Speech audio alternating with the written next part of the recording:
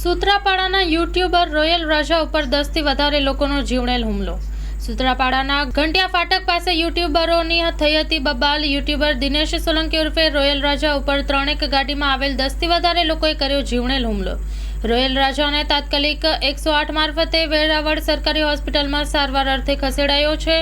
Royal રાજાની ફરિયાદ મુજબ હુમલાખોરો મારતી વખતે ટિકટોક ફેમ કીર્તિ પટેલને વિડીયો કોલ કરીને વાત કરી હતી। રોયલ રાજાને ઢોર માર મારી મૂછો અને વાળ કાપી નાખ્યા એવી પોલીસ ફરિયાદ કરવામાં આવી હતી। ફરિયાદમાં નીતિન જાની ઉર્ફે ખજૂરભાઈની ફેવરમાં પોસ્ટ કરતા મનદુખ થયું હોય તેવું જાણવા મળ્યું છે। પોલીસે સમગ્ર મામલે નિવેદન લઈને પોલીસ ફરિયાદ કરીને તપાસ હાથ ધરી છે। Story report by Sabir Selot Kodinar. માં motor driving, safe and sure driving. Driving એ શોખ સાથે આપની મોટી જવાબદારી પણ છે। અમારા ઇન્સ્ટ્રક્ટર દ્વારા સચોટ અને સરળ માર્ગદર્શન